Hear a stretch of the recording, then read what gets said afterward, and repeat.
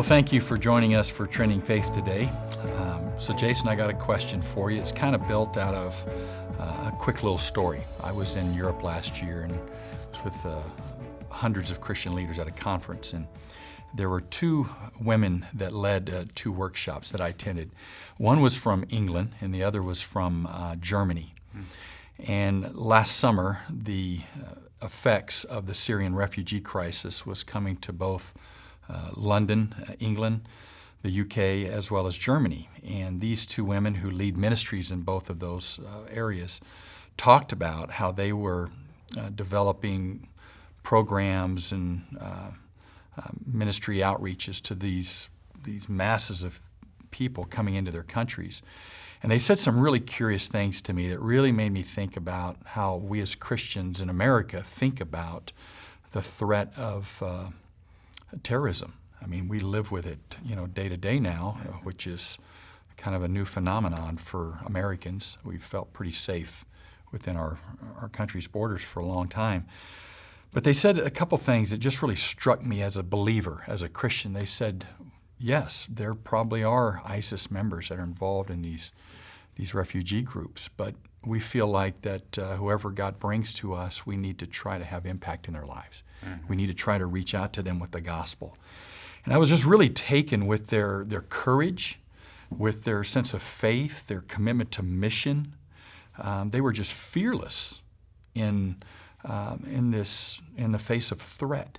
I mean, very real threat. I mean, hundreds of thousands of people were moving into Germany, and this woman who was a part of this ministry to the refugee population, I mean, she welcomed the opportunity to have impact. So, it seems like weekly something happens in the United States that makes us as Americans and then as American Christians to think, all right, how should we respond to this? What should be, our attitude? What should we think when things like this happen, maybe down the street from us, in our city, in our state? So I'm really curious what your thoughts might be in terms of how a Christian may need to kind of equip themselves for this very real threat that we're dealing with in America now. Yeah, that's an excellent question, very broad, so I would say that falls into the category of a wisdom kind of question. There's not going to be a chapter and verse that just says this is how you deal with a Syrian refugee or any type of refugee. Scripture is going to offer us a number of principles that are really going to help us guide us and shape the conversation. And I think the best place to start is to begin to think biblically about these things, or at least think from the Bible about how we ought to approach these things. There certainly is concern about the integrity of a nation. You bring in a certain number of refugees. In one case, one of the Middle Eastern countries is about 50% of the people in country now are refugees. Which means they're coming close to numbering as much as the actual citizenry. So those kinds of things are real problems, and you have to maintain the integrity of your borders and things like that. There's a lot of wisdom. So as a father, as a husband, you and I both bear some responsibility for protecting those under our care and so forth. So we are concerned about that sort of thing. On the other hand, we see this throughout the New Testament, and then it's echoed in many ways in the New Testament. We need to be concerned about the alien among us, those from another land, those from another people, and treating them well. So if they're among us, we certainly need to love them, to care for them. And we see that sort of as a particular application of that broad principle that we're to love our neighbors as we love ourselves. So you've got these two things going on. Which neighbors? Is it my children? Is it my wife? Is it my extended family? Or is it the alien among us? Which neighbors should I love, and how should I do that? It's a difficult thing to balance.